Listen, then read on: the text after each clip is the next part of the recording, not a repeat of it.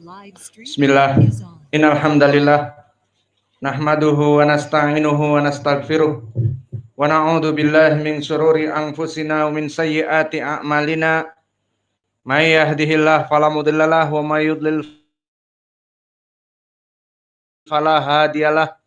Wa asyhadu an la ilaha illallah wahdahu la syarikalah wa asyhadu anna Muhammadan abduhu wa rasuluh, amma ba'd. Alhamdulillah, pada kesempatan hari ini, hari Senin 3 Mei 2021 bertepatan dengan 21 Ramadan 1442 Hijriah. Maka di hari-hari yang mulia, di 10 malam terakhir di bulan Ramadan ini, alhamdulillah Allah masih memberikan kemampuan kepada kita untuk melaksanakan peribadatan, terutama dengan ikhwanuna, santri-santri dan santriwati di Ma'had Muqbil Al-Wadi'i. Apalagi sekarang para santri-santri melaksanakan i'tikaf, maka ini adalah suatu peribadatan kepada Allah. Maka kita masuk sekarang kepada sesi yang kelima dari permasalahan al-i'tikaf. Dan di sana ada soal jawab. Namun sebelum kita masuk kepada soal jawab, dipersilakan kepada ikhwanuna untuk mentasmi'il matan. Barakallahu fikum.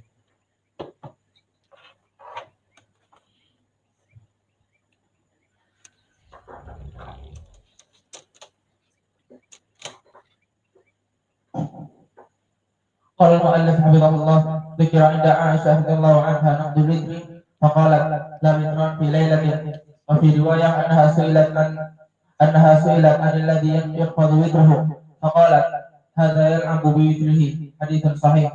Su'ila Abu Hurairah radhiyallahu anhu kaifa kana Rasulullah sallallahu alaihi wasallam yutiru faqala in syi'ta akhbartuka kaifa asna'u ana. Qala akhbirni. Qala idza shallaital isya sallaitu ba'daha 5 raka'atin thumma anamu fa in qumtu minal laili sallaitu masna wa in asbahtu ala witri. Wa fi riwayah qala Abu Hurairah li Umar bin Al-Hakam law jinta bi sanati Abi Aratin fa anaftuha thumma jinta bi ba'irain fa anaftuhuma alaysa kana yakunu dzalika witran. Qala kana yadrubuhu mathalan naqul witri. Haditsun sahih. Su'ila Ammar bin Yasir anil witri faqala amma ana fa utiru thumma anam fa in kuntu sallaitu rak'atain. Haditsun sahih.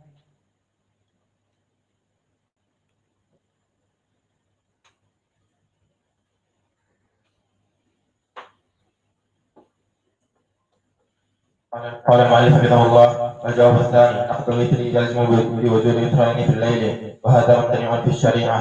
عن ابي جمرة قال سألت عائد بن عمر رضي الله عنه وكان من أصحاب النبي صلى الله عليه وسلم من أصحاب الشجرة هل ينقض الوتر؟ فقال إذا وترت من أوله فلا توتر من آخره. حديث صحيح رواه البخاري. ذكر عند عائشة رضي الله عنها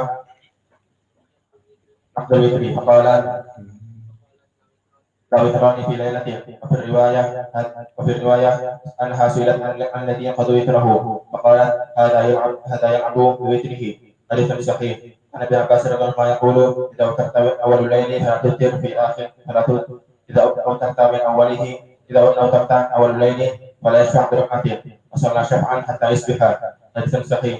سئل عمار بن ياسر عن الوتر فقال أما أنا فأوترت وأنام أما أنا فوترت معنا فإن قمت صليت ركعتين. حديث صحيح.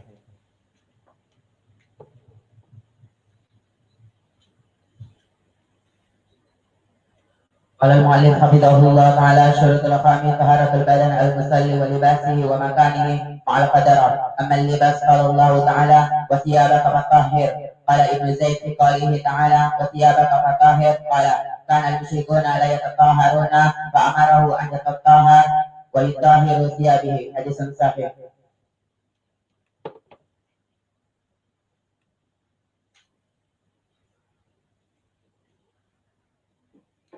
Bismillah qala al-mu'allif rahimahullah asyart ar-rabi' at-tahara man haddatha ma'al qadara an Ibnu Umar qala Nabi sallallahu alaihi wasallam la yaqbalu salatu bi ghairi taharin wa la sarakati min qala rawahu Muslim wa qala Allah ta'ala ya ayyuhalladzina amanu idza qumtum ila salati fagsilu wujuhakum wa ayyakum ila al-marafiqi wamsahu bi ru'usikum wa arjulakum ila al-ka'bayn. An Abi Hurairah radhiyallahu anhu qala Rasulullah sallallahu alaihi wasallam la yaqbalu salata ahadikum idza ahdatha hatta yatawadda, muttafaqun alaih. Wa fi riwayah qala Rasulullah sallallahu alaihi wasallam idza ahdatha la tuqbalu salata ma haddatha hatta yatawadda. Qala min adramawat mal hadatha ya Abu Hurairah qala al-kusawat turat rawahu Bukhari.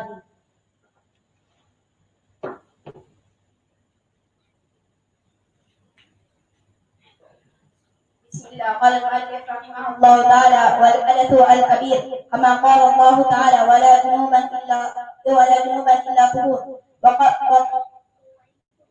wala junuban illa وإن كنتم جنوبا فطهروا وقال الله تعالى ولا جنوبا إلا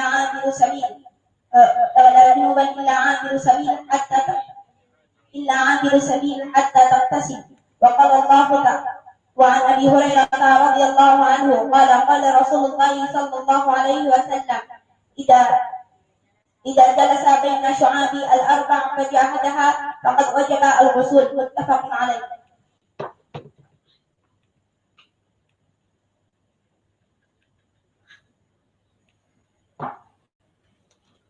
قال المؤلف رحمه الله تعالى عن ابي هريره رضي الله عنه قال رسول الله صلى الله عليه وسلم اوصاني خليلي بثلاثه لا اراهن حتى اعود صوم ثلاثه ايام من كل شهر وصلاه الضحى ونوم على وتر، متفق عليه.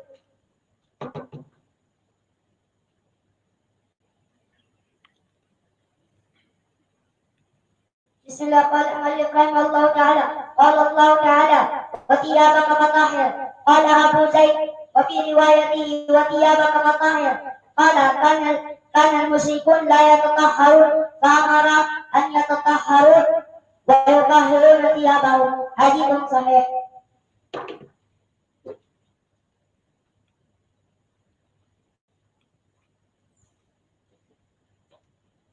Bismillah qala al-mu'allif rahimahullah ta'ala an Abi Hurairah radhiyallahu anhu qala Rasulullah sallallahu alaihi wasallam la yaqbalu Allahu salata ahadikum idza anasa hatta yatawadda, muttafaqun alaih. Fi riwayati anhu qala Rasulullah sallallahu alaihi wasallam la tuqbalu salatu man ahdasa hatta yatawadda. Qala rajulun min al-rumah qala hadasu ya Abu Hurairah qala fasaun amratun wal Bukhari.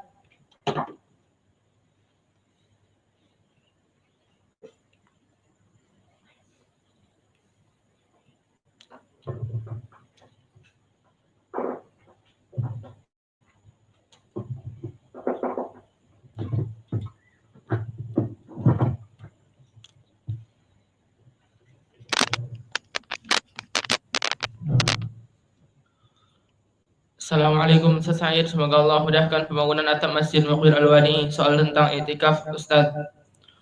Soal yang pertama, kebiasaan pelajaran fikih yang lalu disebutkan keutamaan puasa dan tarawih dan witir, bahkan Lailatul Qadar. Di pelajaran i'tikaf kok tidak disebutkan keutamaannya? Apakah hadis-hadisnya tidak kuat?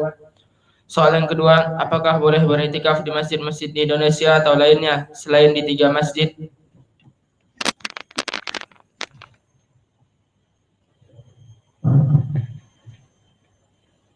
Bismillah. Adapun pertanyaan yang pertama, pertanyaan yang kritis dari penanya, di mana di pelajaran-pelajaran fikih yang berhubungan dengan bulan Ramadan ini, seperti di ahkam siam Ramadan, disebutkan di bab-bab yang pertama keutamaan puasa Ramadan. Dan bahkan kami telah menjadikan di dalam kitab Al-Akhbar As-Sahihah fi Ahkam Siyami Ramadan 15 keutamaan. Nah, maula banyak. Dan begitu pun di kitab kumpulan hadis-hadis yang sahih fi ahkam salatut tarawih dan witir telah kita lewatkan juga di bab khusus bab fadlu at-tarawih, bab keutamaan salat tarawih, dan juga bab fadlu al-witr, keutamaan salat witir juga. Kemudian di pelajaran yang lalu juga tentang pelajaran Lailatul Qadar telah kita sebutkan keutamaan Lailatul Qadar. Maka di sini penanya menanyakan bagaimana dengan permasalahan iktikaf. Kok langsung masuk kepada bab iktikaf tanpa disebutkan keutamaannya? Maka jawabnya, permasalahan keutamaan adalah permasalahan yang sangat baik jika kita mengetahui kesahihannya. Karena dari penulis kitab yang mana dia menyebutkan keutamaan amalan tersebut, maka tujuannya adalah untuk mentargib. Apa makna mentargib? Yahutsu, ataupun mengajak kepada kaum muslimin untuk memotivasi kaum muslimin untuk melaksanakan perbuatan tersebut. Seperti kita sebutkan di dalam kitab-kitab yang kita sebutkan tadi, bab fadlu asyam, disebutkan 15 keutamaannya. Bab fadlu at-tarawih, kita sebutkan sekitar berapa? 3 keutamaan. Kemudian bab fadlu salatil witr, berapa keutamaan? 3 juga. 6 aula. Husul ajar kabir. Witr. Husul ajar kabir wa mada? Wa kana Rasulullah SAW tidak pernah meninggalkannya di safar ataupun di hadar, dan juga bahwa Nabi mewasiatkan kepada para sahabatnya, di antaranya Abu Hurairah dan Abi Darda, agar tidak meninggalkannya. Kemudian apa lagi? Kemudian diberikan qada, diperintahkan untuk mengqada bagi yang lupa. Ini keutamaan dari salat witir, dari salat-salat yang lainnya. Maka bagaimana dalam permasalahan al-i'tikaf?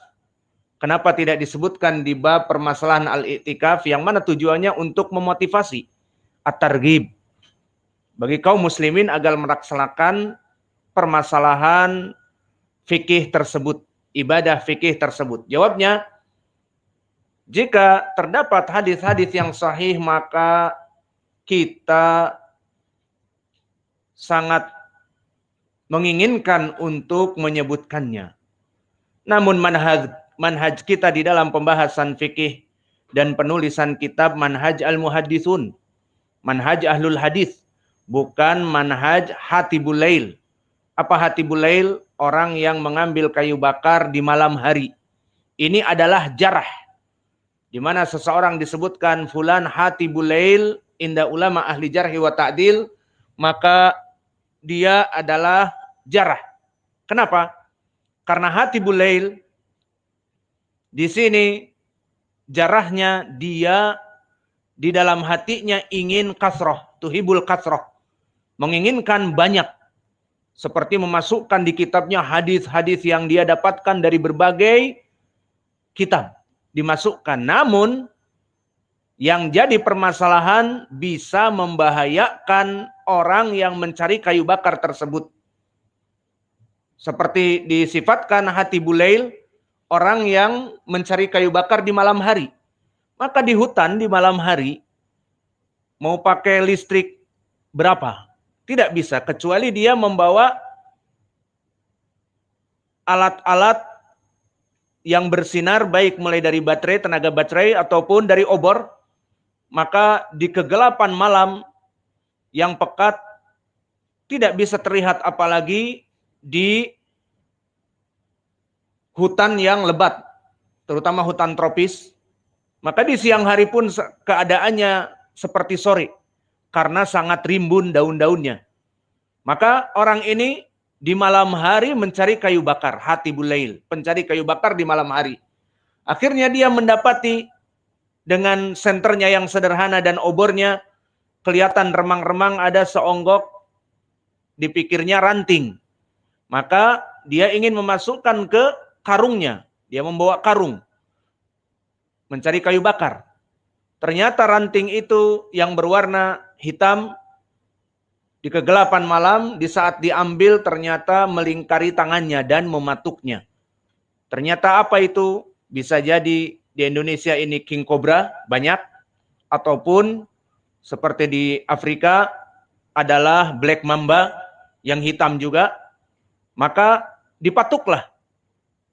Maka karena dia di sini kita katakan tadi hati bulail, pencari kayu bakar, yang ingin memasukkan apa saja kepada keranjangnya ataupun kepada karungnya di malam hari yang gelap, tidak terlihat, samar-samar, maknanya berbahaya, tidak terpilah dan terpilih mana yang baik dan mana yang buruk.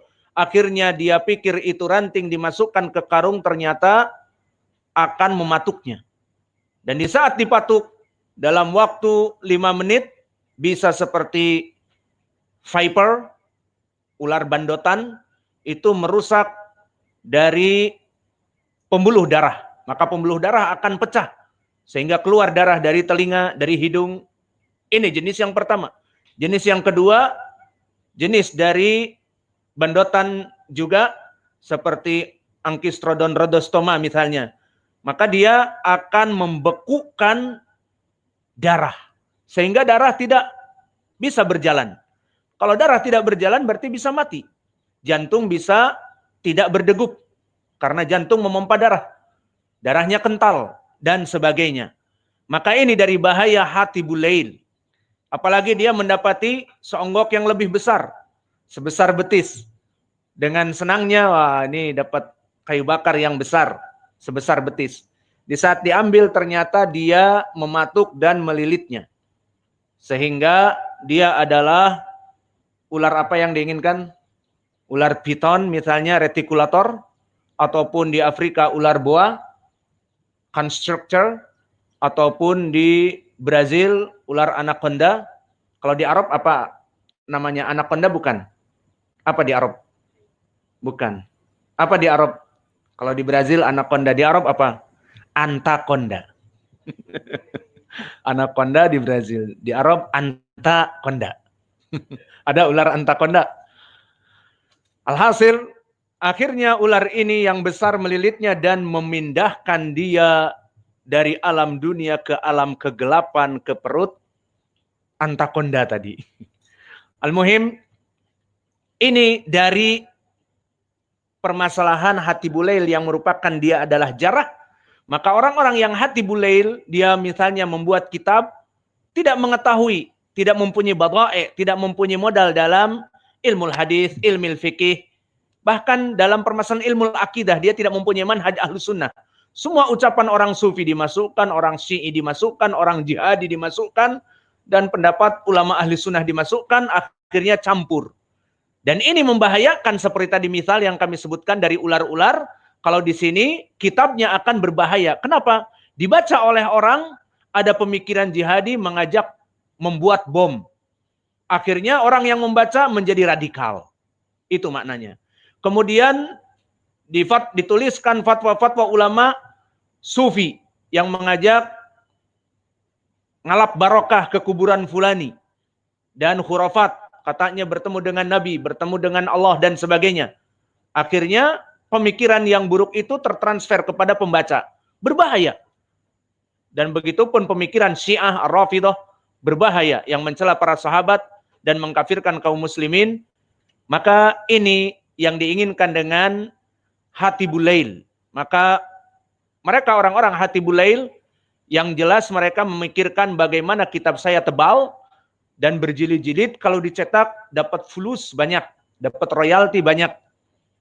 Maka kita katakan tadi, kenapa kita tidak memasukkan hadis-hadis tentang permasalahan keutamaan dari iktikaf, karena wallahu a'lam kita dapat di hadis-hadis namun hadisnya dhaif. Maka dari hadis-hadis yang kami dapati di kutub As-Sunan Di antaranya hadis Ibnu Abbas yang diriwayatkan oleh Imam Ibnu Majah dari jalan Farqad As-Sabahi an Sa'id ibni Jubair an Ibni Abbas bahwa Nabi Muhammad sallallahu alaihi wasallam berkata fil mu'takif kepada orang yang Nabi lewati katanya sedang iktikaf. Nabi berkata kepada orang-orang yang beriktikaf, huwa yaqifu dzunuba, maka iktikaf kalian itu yaqifu dzunub, memenjarakan dosa-dosa kalian, membekukan dosa-dosa kalian. Wa yujralahu minal hasanat ka'amilil hasanat kuliha, dan akan mengalirkan pahala-pahala dengan iktikaf kamu di masjid itu, pahala-pahala yang mengalir yang banyak. Maka hadis ini tentang keutamaan al-iktikaf. Maka jika hadis ini sahih, kita lebih aula, kita lebih berhak untuk memasukkannya di kitab kita, di khutbah-khutbah kita, dan juga di dalam ceramah-ceramah kita. Kenapa? Karena ini bisa memotivasi, yahutsu, mengajak manusia, at-targhib, mengajak manusia kepada kebaikan. Mari beriktikaf.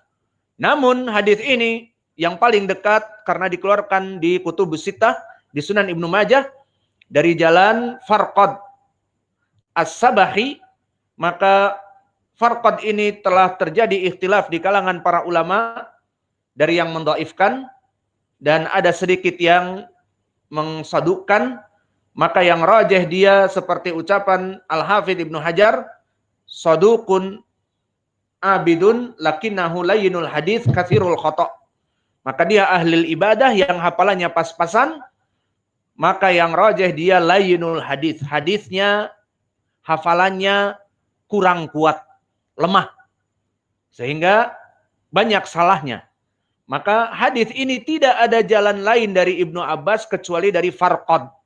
Maka rawi-rawi yang berkesendirian, tidak ada mutaba'ah dari rawi yang lain, ataupun tidak ada syawahid dari sahabat yang lain, berkesendirian. Hadis Ibnu Abbas diketahui oleh para ulama berkesendirian dengan lafaz yang aneh, yang tidak ada lafaz-lafaz lain, dan di sanadnya ada Farqad, dan Farqad hafalannya pas-pasan ataupun rusak, ya sudah ditinggalkan oleh para ulama. Maka ini bisa dikatakan hadis yang mungkar. Makna mungkar adalah tidak ada jalan yang lain kecuali dari jalan yang satu, berkesendirian lafadznya, dan sumbernya ternyata dari orang yang hafalannya rusak. Maka di sini bisa dikatakan mungkar maknanya infirad, berkesendirian, rawi yang tidak kuat. Dan kedudukan hadis mungkar ini di kalangan para ulama bisa jadi dhaifun jiddan, bisa jadi dhaif biasa. Namun meskipun kita katakan hadis ini dhaifun, kalau kita ambil dhaif biasa, maka dhaif biasa pun karena tidak ada jalan yang lain, ya sudah ditinggalkan. Maka hadis ini termasuk dari keutamaan iktikaf, namun dhaif, sehingga kita tinggalkan. Dan begitu pun datang hadis yang lain, yang kedua, diriwayatkan oleh Imam Al-Baihaqi di Syu'abil Iman, dan juga Imam At-Tabrani di Mu'jam Al-Kabir, dari jalan Ambasah an Muhammad ibni Zadan an Ali ibni Al-Husain, dari bapaknya Al-Husain ibni Ali, berkata, i'tikaf asri fi Ramadan kahajjatain wa umratain. Orang-orang yang beriktikaf di bulan Ramadan mendapatkan dalam satu tahun itu bagaikan pahala 2 haji ataupun 2 kali umrah. Maka hadis ini pun hadis yang tidak sahih. Pertama, di sanadnya tadi Ambasah an Muhammad bin Wardan an Ali ibn Husain, dari bapaknya. Maka yang pertama Ambasah. Di sini dia adalah Ambasah ibnu Abdurrahman. Telah disebutkan jarah syadid oleh Imam Abu Hatim, kana yada'ul hadis. Apa makna yada'ul hadis? Dia pemalsu hadis. Maka cukup hadis ini kita simpan, tidak kita yakini dan kita amalkan, karena hadisnya hadis yang palsu. Siapa yang memalsukan? Ambasah ibnu Abdurrahman ma'ruf dia pemalsu hadis. Dan selain itu, penyakit yang kedua yang membuat lebih memperparah lagi adalah Muhammad bin Zadan, yang mana dia disebutkan oleh Imam Al-Bukhari la yuktabu hadithuhu, dia ditinggal oleh para ulama, dan berkata Al-Bukhari tarokuh, ditinggal oleh para ulama dan hadisnya dibuang to the trash, ke tong sampah. Sehingga rawi ini matruk, hadisnya dibuang. Maka dua rawi, yang pertama pendusta, yang kedua meriwayatkan pendusta ini dari orang yang hadisnya dibuang, maka hadis ini dhaifun jiddan. Dan di sana ada hadis yang lain dari periwayatan Abu Bakar, dikatakan katanya dari Nabi, man i'taqafa yauman wa lailah yuridu bidzalika wajhallah kharaja min dunubihi kayaumi waladathu ummuhu aidha. Maka barang siapa yang beriktikaf hanya satu hari ataupun satu malam menginginkan wajah Allah, tidaklah dia keluar dari iktikafnya dalam keadaan suci dari debu, suci dari dosa. Seperti dikeluarkan dari rahim ibunda, bundo kanduang. Dikeluarkan dari bundo kanduang, dari rahim bundo kanduang yang masih dia itu tidak mempunyai dosa. Hadis ini pun disebutkan azu kepada kitab Abu Syekh Ibnu Hibban di kitabnya Fadailu Al-A'mal, dan karena hadis ini pun juga tidak sahih, akhirnya banyak yang tidak didapati sanadnya, namun masyhur secara lisan, maka hadis ini didhaifkan oleh para ulama juga. Bahkan sanadnya tidak diketahui. Wallahu a'lam. Yang jelas didhaifkan oleh para ulama. Maka inilah jawaban yang pertama. Maka kita tinggalkan dikarenakan hadisnya dhaif. Itu jawaban kita. Kita sambung. Bagaimana? Kalian kan iktikaf, nganggur di masjid.